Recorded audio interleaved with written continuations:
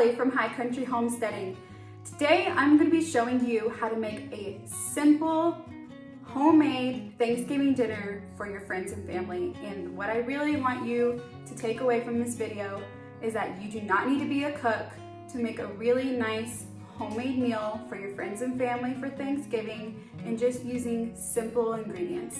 So you don't need to get canned items from the store, box items from the store with a bunch of additives and sodium. We can make really delicious food, and trust me, I am not a cook. So if I can do it, you can do it too, and that's what I want you to know from this video. So maybe you're challenging yourself this year to try to cook things from scratch. Maybe you're doing your whole Thanksgiving dinner from scratch, or maybe you just want to implement a couple of these items from scratch. But it's a great way to start cooking with whole foods and have a bit of a healthier, yet still really delicious meal for your family this year. The savory items, we're going to be doing green bean casserole, stuffing, a big buttery turkey, and then we're going to be making gravy from the turkey drippings. And then for the sweet items, we're going to be doing sweet potato casserole, cranberry sauce, and an apple pie. So let's get started. All right, there's a couple of items I'm going to be using just for convenience, but you absolutely do not need these things in order to make your meal. But in case you're interested, I'm going to be linking everything that I'm using down in the description, so you can check it out for yourself if you're interested in using one, but you can do all of these things in other ways as well. So I do have a big roasting pan for our turkey. You do not need a big roasting pan. You can use a cookie sheet or just something that has a little bit of deeper sides, just depending on how big your turkey is. Today, we're doing a 20-pound turkey, so it's really, really big. So I like having this insert, and I like having something with the deep sides. For our pie crust, I'm going to be using the food processor. This is just a really nice way to get the butter really crumbly and mixed up with the flour. It's better than using like a dough hook for a mixer like the KitchenAid back there. So a food processor is the best for making pie crust, but you don't need it. You can mix it by hand. It's totally fine.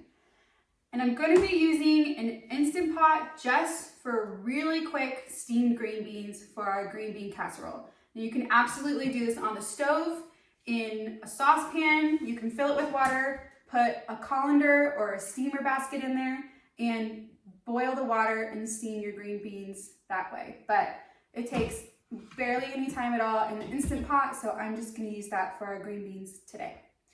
I'm also going to be using this cast iron skillet just for roasting mostly our vegetables and to cook the stuffing in. Now, you do not need to use cast iron. It's just a nice thing to have, but you can use any pan that you have to roast vegetables. It really doesn't matter. Lastly, I'm going to be using some cookie sheets. Of course, some knives and some cutting boards are really good things to have. We're also going to need a saucepan to either melt butter in if you don't want to use a microwave, or we're going to be using that for our cranberry sauce. So let's get started. So there's a few things we're going to get started on first so that they're prepped and ready for later. And right now, I'm putting 2 16-ounce bags of green beans into a colander in the sink, and we're going to give those a good wash. Also, you can see that there's some long stems on those, so you'll want to pinch those off so that you don't crunch into them later. But we're going to give them a good wash, and then we're going to put them into our Instant Pot so that they can get a good steam for our green bean casserole. So once you put your green beans in the pot, I'm adding about 2 cups of water because you always need moisture in your Instant Pot. And then I'm going to be setting the time all the way down to 1 minute because really it only takes just getting up to pressure to actually steam the green beans, and they truly don't even need much cook time after that. So I've locked the lid, I've pressed pressure cook, I set it to 1 minute, and then I'm pressing start, and we're just going to leave that be for a while until we're ready to make our green bean casserole. To prep for our sweet potato casserole, I am just giving these sweet potatoes a little bit of wash.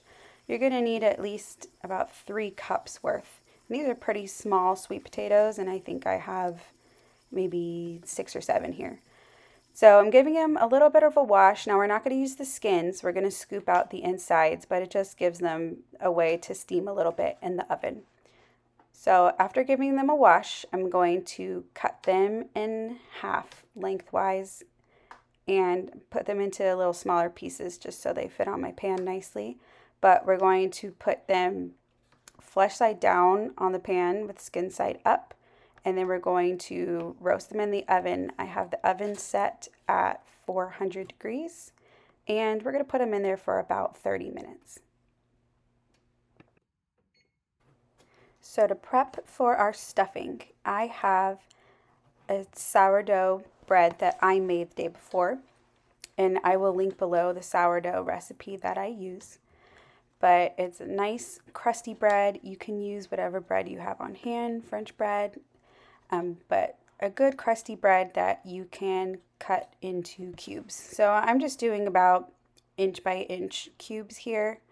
And what I like to do after we've cooked our stuffing and once it's soaked up all of that delicious broth is I use a spatula and I kind of break the pieces down more since they're softer at that point. But you can skip that step if you make your pieces a little bit smaller here. So I keep mine a little big to start with, and then I break them apart after they've been cooked. But you could certainly make your cubes smaller here if you want to. Next, what I'm going to do for these is just drizzle on a little bit of olive oil. And then we're going to set them aside until our sweet potatoes are done roasting. And then we will lower the temp in the oven just a little bit. And then we'll let them hang out in the oven and get a little bit toasty. Okay, to make our apple pie, we're going to start with the crust. So we only need a few things for crust. You're going to need some all-purpose flour. You're going to need a little bit of salt. You're going to need cold butter, and the importance is it needs to be really cold. So keep it in your fridge until you absolutely need it. And then you're going to also need a little bit of ice water. All right, let's start with our flour. So we're going to take 2.5 cups of all-purpose flour, and we're going to throw it in our food processor.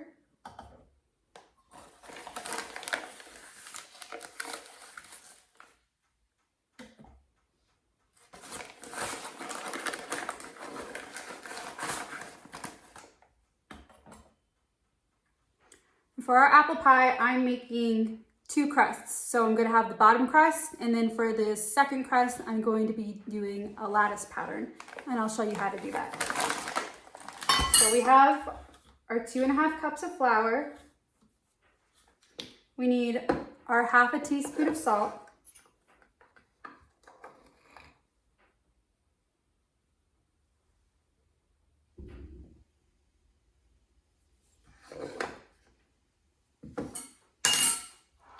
And I'm just gonna pulse that up a little bit just to mix the salt and the flour, and then we're gonna add our butter.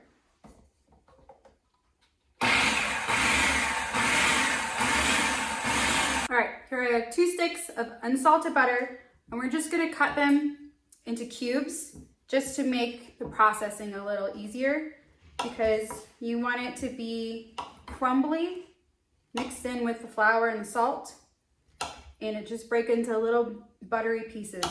And keeping this as cold as possible is how you get the really good buttery flaky crust. So we want to move as quickly as we can. So here we have our little butter cubes, and we're going to sprinkle it into the flour and get it mixing.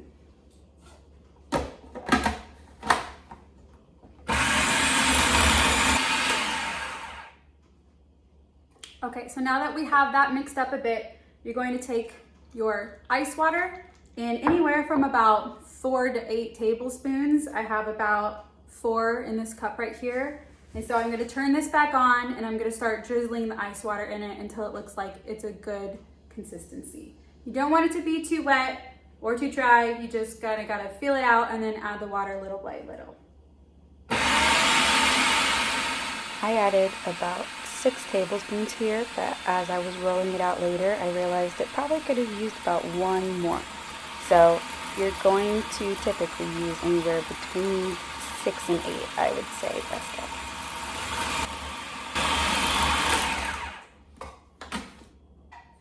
Okay, so once you have it mostly put together in your food processor, then we're just going to move it out onto our table.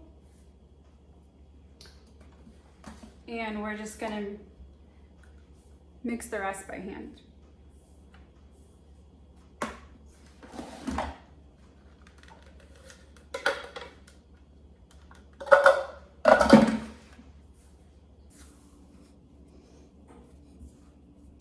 I'm just gonna hand knead it together a little bit.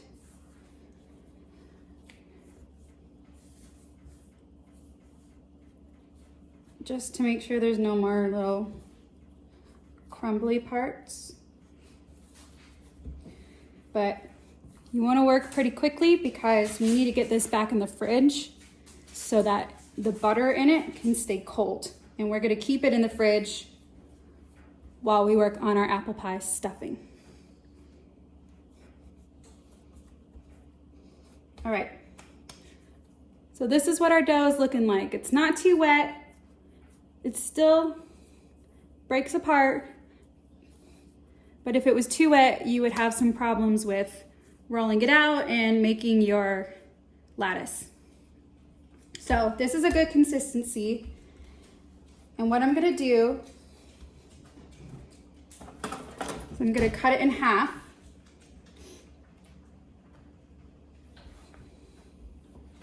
A little less than half, really. And this smaller disc is going to be our lattice topping.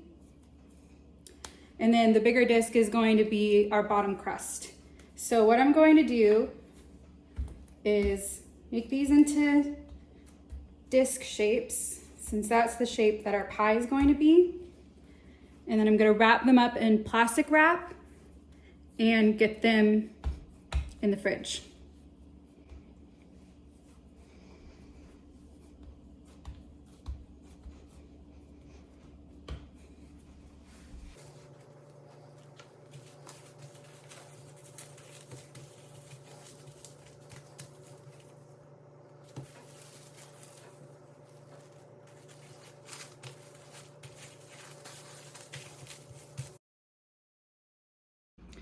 All right, our sweet potatoes are done, and I'm going to tell that by poking them with a fork and seeing how soft they are, and they feel pretty good to me.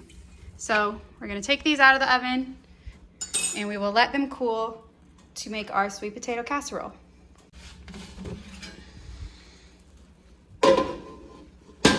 And then in are gonna go our pieces of bread, and I'm going to set the oven to a little lower, about 250, and let those go for a little while to get toasty.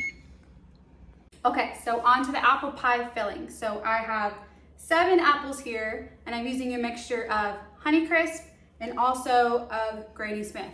So you're getting a little bit of a tart with the Granny Smith and a little bit of a sweet with the Honeycrisp. There's all kinds of different combinations that you can do, but this is just the combination that I like. And what we're going to do with these is we're going to peel them, we're going to core them, and we're going to slice them into a little bit more manageable pieces. And this is how we're gonna start our pie filling. All right, this is probably my least favorite task of the whole day, is peeling apples. I don't enjoy it. It takes a long time.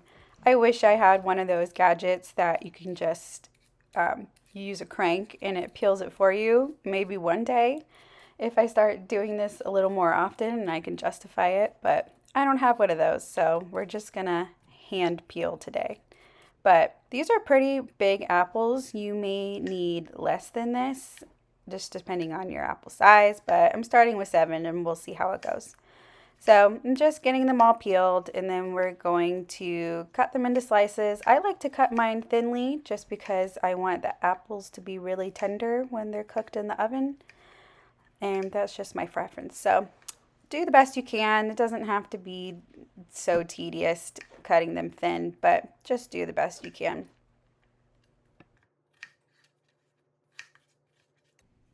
So when I've done, I've just thrown them all into this bowl, and then we're going to move to the stovetop to make the rest of our filling.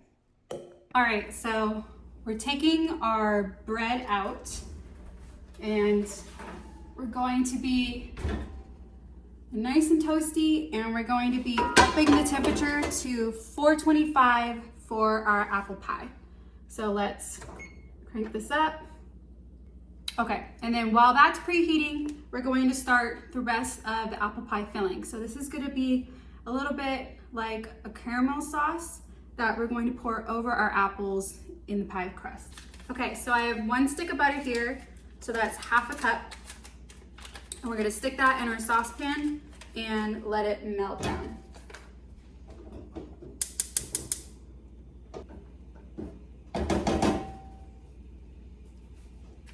All right, now that this butter is all melted, I'm gonna add in 3 tablespoons of flour. And stir that together.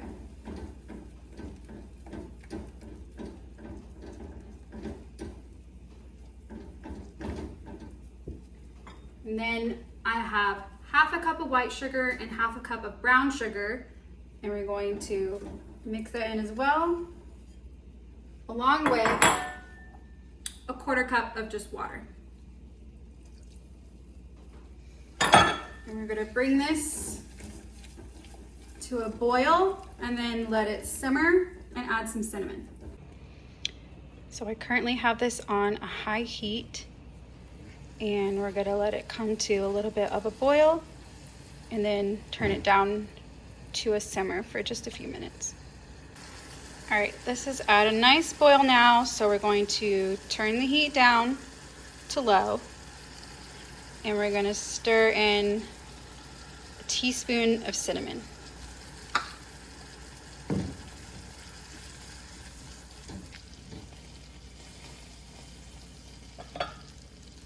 And let that go for a few minutes.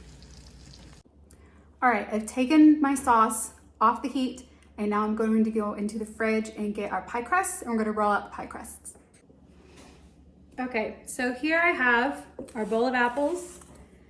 This is a 9.5 inch pie crust, but honestly, I don't prefer this size. It would be nicer to get an 8 inch pie crust, because then it's so much easier to roll out your dough, and sometimes I never find that I have enough dough to fill this. So I prefer 8 inch, but this is 9.5. And then we also have our rolling pin.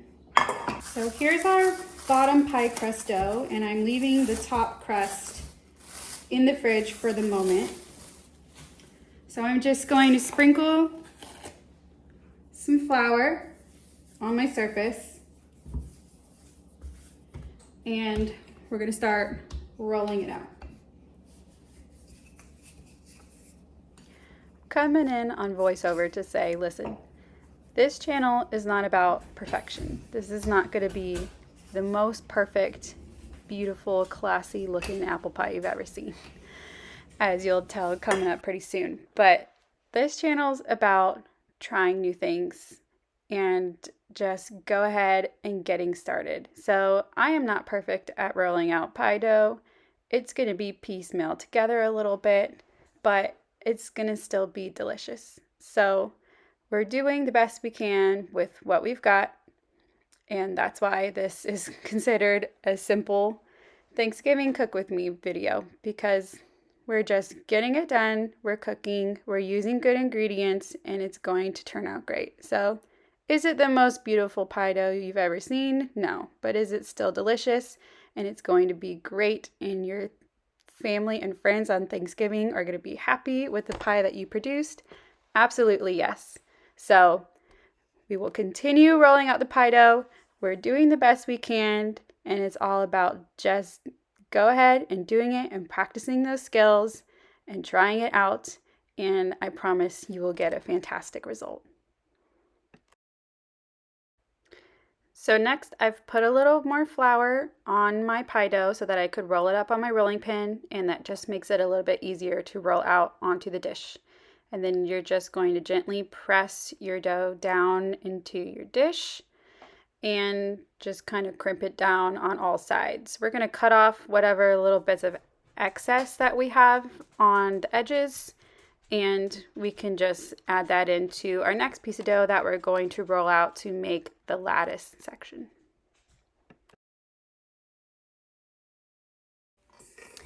And once we've got our pie crust done, we can pour in our bowl of apples. And as you can see here, I didn't end up using all of them. I like to keep my pie pretty even, and I don't like a huge mound piling up on top. So I didn't end up using all of my apples, so that's why earlier I suggested that you may need more, you may need less, just depending on the size of yours. So we have our apple slices in our pie, and then we're going to get our buttery, sugary sauce that was on the stove, just chilling out, and we're going to pour that all over the apples.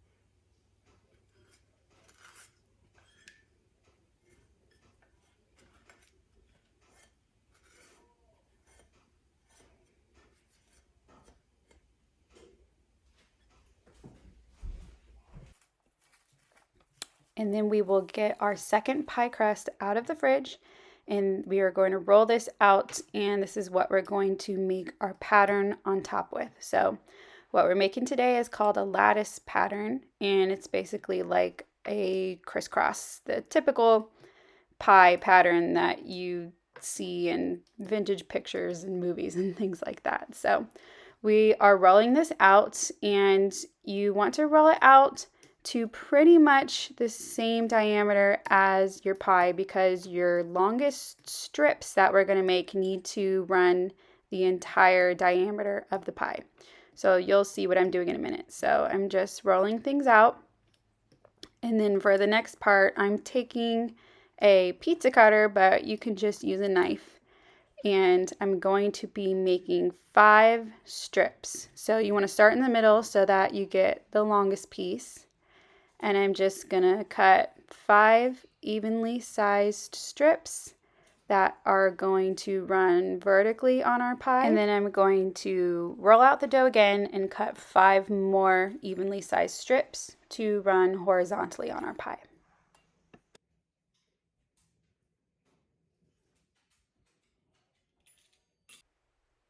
So to make the lattice pattern, you're going to start with putting your longest piece down the middle of the pie, and then you're going to do 2 more on each side. So I like to do a total of 5 strips.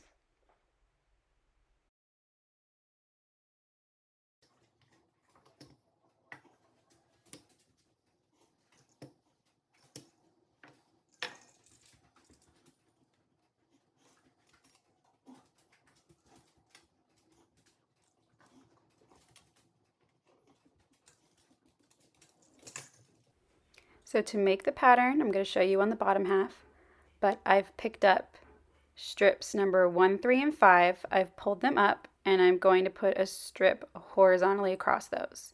You put those back down, and then you lift up strips number 2 and 4 and put another strip horizontally below that. And you just continue doing that until you've added a middle strip across the middle, and then 2 more on each side. So we have 5 going across and 5 going down. So we'll pop that in the oven at 425 degrees for 15 minutes, and then we'll reduce the heat to 350 degrees and bake another 40 minutes. And so while that's baking, we're going to get started on our sweet potato casserole. So what I'm doing here is I'm taking our sweet potatoes that we've already baked, and they've cooled down so that they're easier to handle by hand.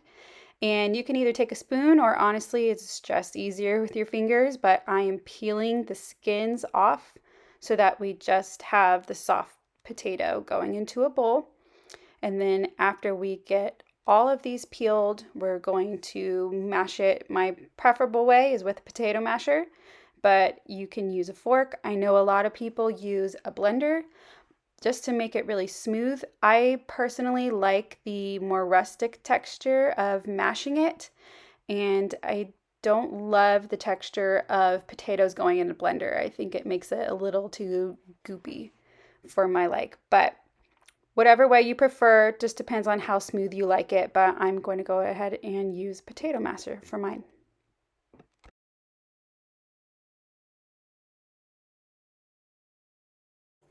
So to the sweet potatoes, I'm adding a stick of melted butter, and I just find that that helps with the initial mash to get it a little smoother before we add in the other ingredients. So we're going to mash sweet potatoes and the melted butter up.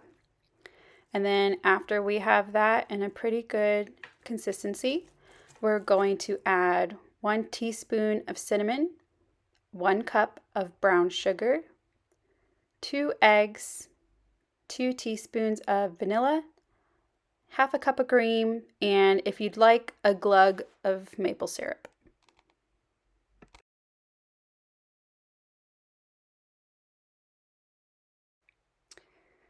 So mix everything well together, and then once you have this all nice and mashed up, I'm going to be taking a 9 by 13 glass baking dish, and I'm just going to pour the whole mixture in and spread everything out nicely.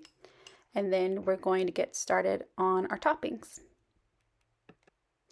So here I have about 6 ounces of pecans, and I'm just going to give them a rough chop. And in my family, you're either on two sides. You're either team pecan or team marshmallow.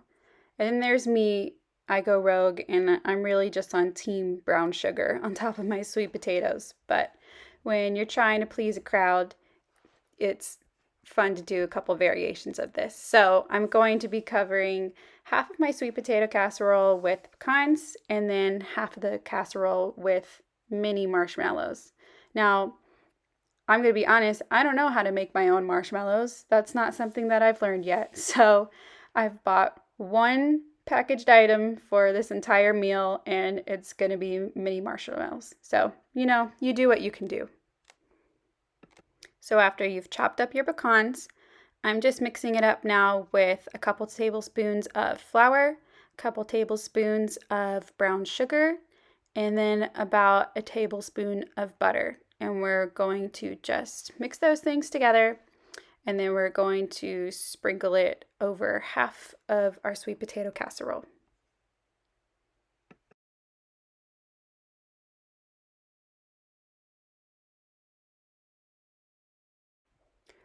To start on our green bean casserole, we're first going to start with the cream of mushroom component.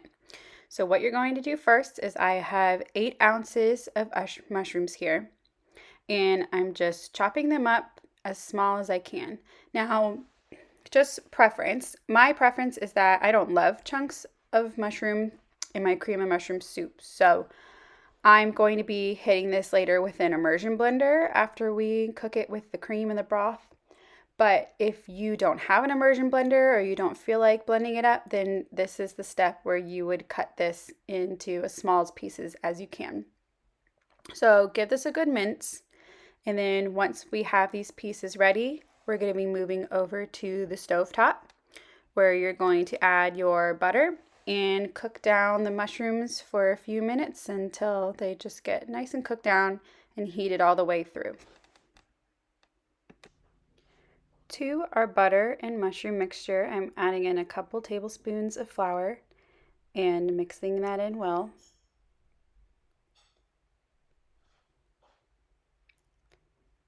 And then I'm adding in a cup each of chicken stock and a cup of cream. Now, this is homemade chicken stock. You can use turkey if you have that. Chicken's just what I had made recently, so that's what we're going to use today. Let this all come to a boil, and then you're going to turn down the heat to the simmer and let it simmer on the stove for, you can probably do it up to half an hour, honestly. If you continue stirring, that would be best so that it will thicken up and reduce and become a really creamy sauce.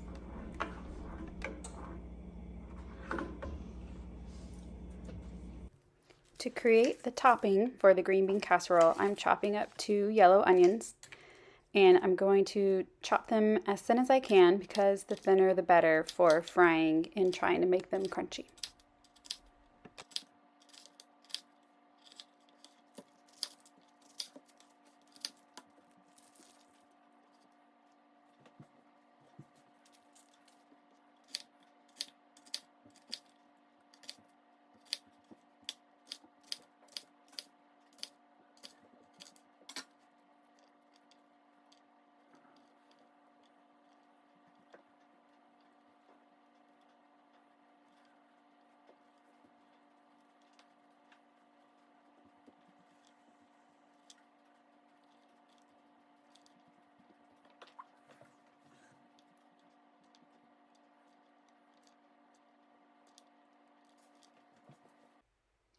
onions are going into a bowl, and then we are going to toss them up with a couple tablespoons of flour, some garlic powder, onion powder, and salt and pepper. And we're going to kind of toss those around good, and then we're going to start putting some oil in a pan on the stove so we can fry them up.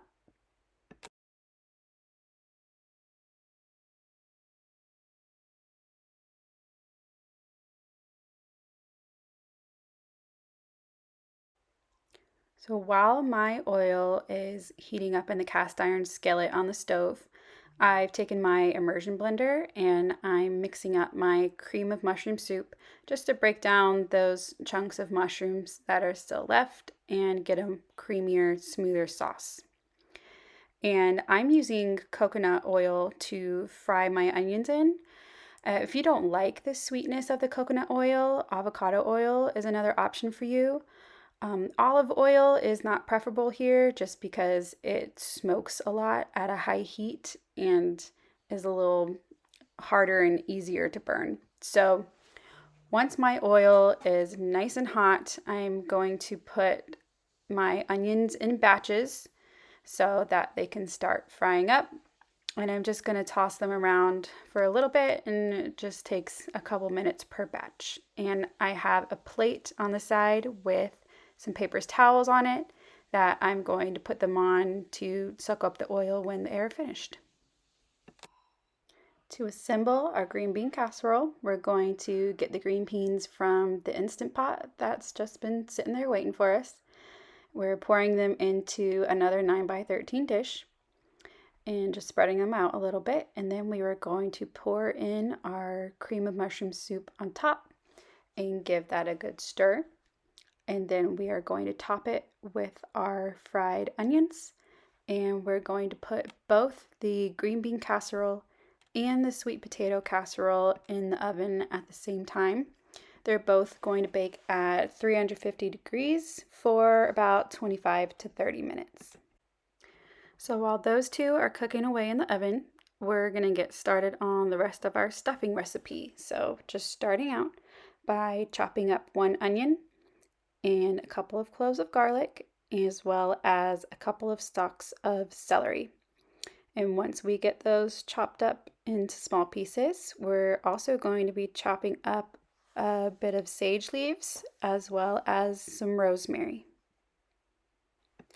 Heading over to the stovetop again, I'm just using the same cast iron skillet that we just cooked our fried onions in, because we're making another savory dish, and that little bits that are left are only going to add really good flavor to our stuffing. So yet again, we have a couple tablespoons of butter that we're melting in our pan. And then to that pan, we're going to add our celery, onion, and garlic and let that saute and cook down until nice and soft. And then once our vegetables are cooked down, that's when we're going to add our toasted sourdough bread cubes that we toasted up earlier, and they've just been waiting for us until now. So fit all your bread into the skillet, or honestly, if you don't have a large enough skillet or pan, this one is 12 inches and I can pretty much fit everything into it, but you can go ahead and then transfer this to a bowl and mix the rest of the ingredients in there.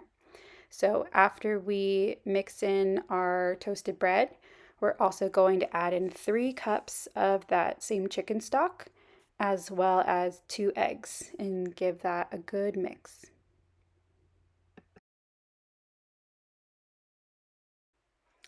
And once you have that all mixed up, since I'm using a cast iron skillet, I can stick this straight in the oven, but if you're not using a skillet, you should put it in an oven-safe dish.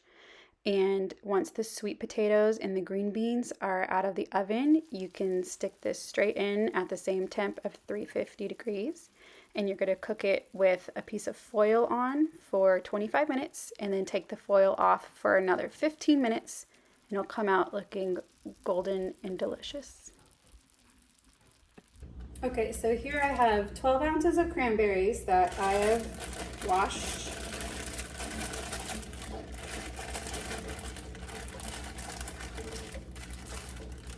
And we're gonna cook these down until they all burst.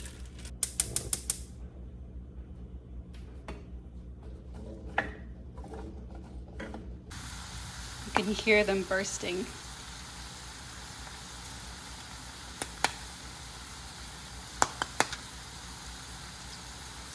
It's a pretty satisfying sound.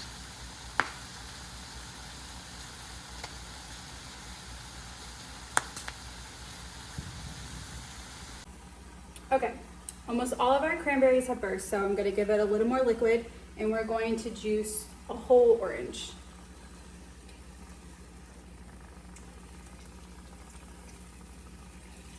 You can add some orange zest too if you want. I'm not going to today, but if you want to take the extra step, you can for a little more added flavor.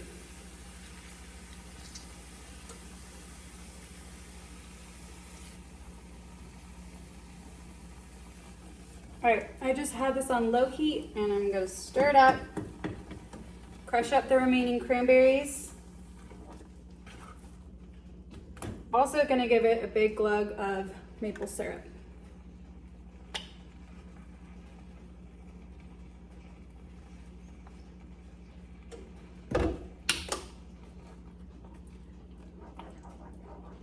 So I'm just gonna stir this on low for a little while until everything is nice and mashed up. And that'll be it for the cranberry sauce. Here we go, getting ready for our main attraction. So this is getting the butter ready that we're going to smooth all over our turkey. So here I am chopping up some sage, rosemary, and thyme leaves. And we also have 2 softened sticks of butter. And we're going to just smash the butter up in a bowl and add our herbs to it, as well as a bit of garlic powder and a good amount of salt and pepper.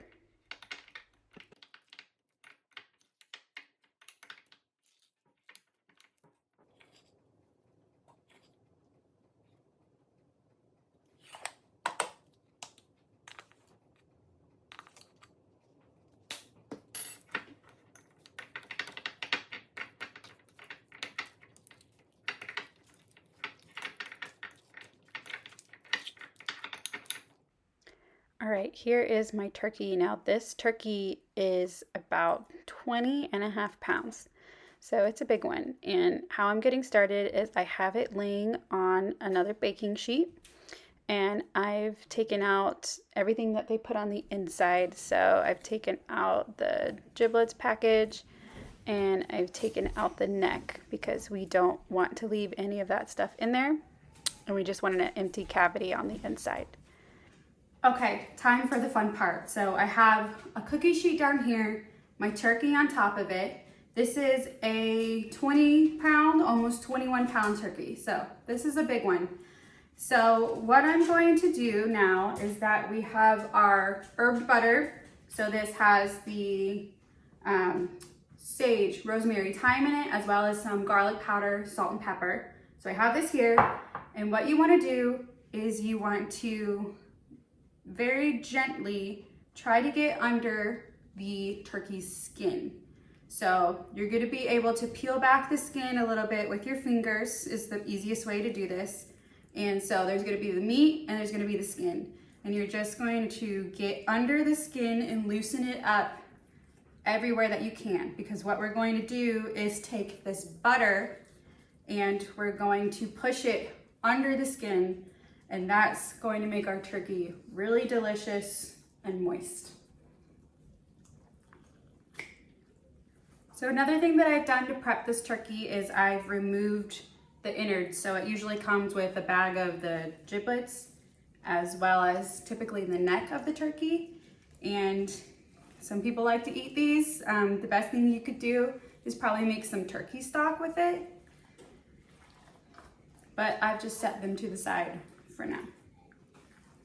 I've also rinsed this turkey and I've patted it dry because we want to try to get it as dry as possible so that we can make crispy skin.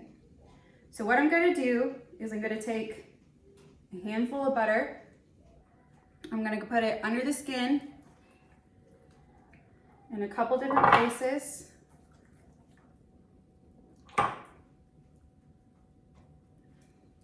And then I'm just gonna push it and kind of smooth it all over under the skin. And just thin it out and it'll start covering under the skin really nicely.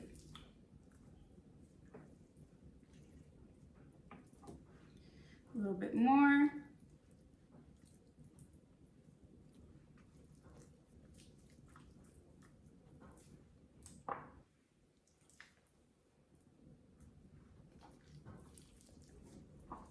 Look at the legs.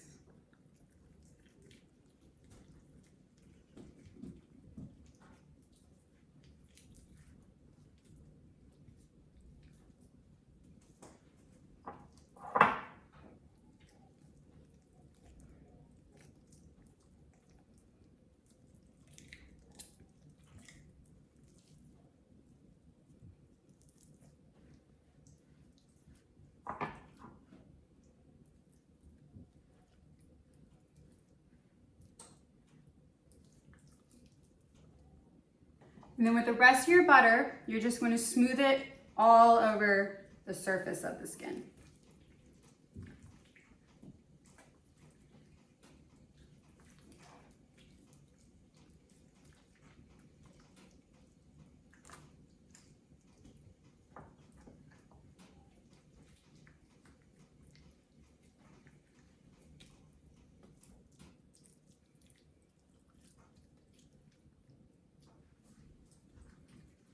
Make sure you get the wings.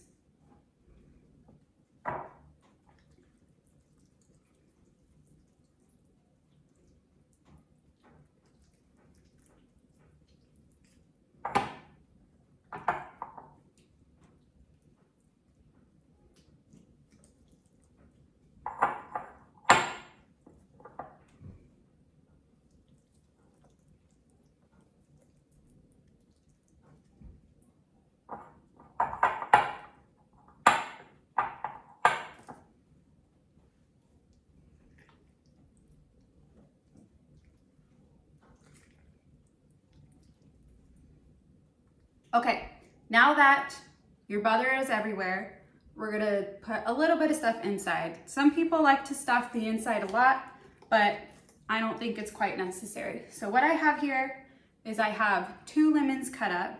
So we're just gonna put that in there. And I have some more sprigs of the herbs we use. So the thyme, the rosemary, and the sage. And I'm gonna put that in there as well. And then my other lemon. You can put an onion as well. You can put garlic cloves, whatever flavoring that you'd like. Okay, and now I'm going to get my roasting pan and we're going to put this breast side up onto the roasting pan off of the cookie sheet.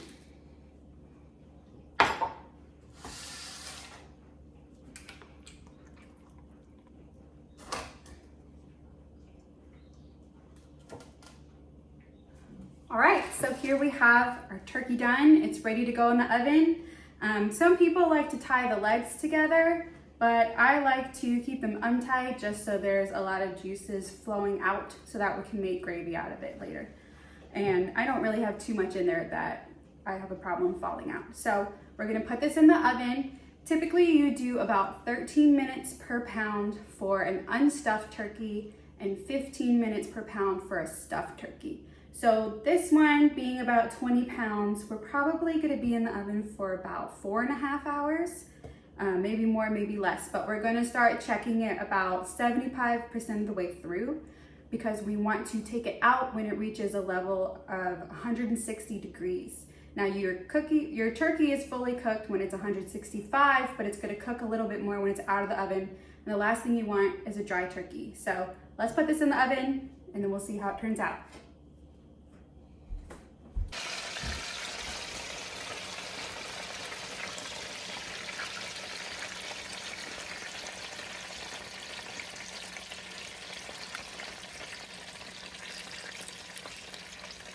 So what you're seeing here is that I have an about an hour left on my timer, and I had originally set it to 4.5 hours. And I am checking for doneness to see what all the different spots look like. So still not done in a few areas, a little warmer in others. So it's going to be popped back into the oven, and I will check it again in about 20 minutes or so. So I've taken my turkey out again a little bit later, and I'm considering this done. It's registering about where I'd like it to in the thickest parts, and it's getting pretty warm in the other parts. So I've taken this out, and now we are going to let this rest. And while the turkey is resting, it's the perfect time to start on your gravy. So I've turned on both my front and back burner here, since the roasting pan takes up both spots, and I've gotten kind of the more crusty bits out that are left over and just leaves more of the drippings. So what I'm going to do is deglaze it with a cup of that chicken stock and just scrape up all those little bits, and then we're going to transfer it to a glass measuring cup. And what you can do is you can put this in your fridge and freezer for a little while, just depending on the amount of time you have. And when it cools, that will help separate the fat from the liquid. And you can then use that fat to mix with your flour and make a roux. If you don't have the time to do that, you can just use butter and then add the drippings as is. So it's just up to you depending on how much time you have to work with. So once you've made your flour and butter roux, you're going to whisk back in your turkey drippings, and you're just going to keep whisking and whisking until you've incorporated everything. And then you are going to bring it to a boil for a minute or two, and then turn it down to a simmer and keep whisking so that it thickens up. It's probably going to be about 5 to 10 minutes.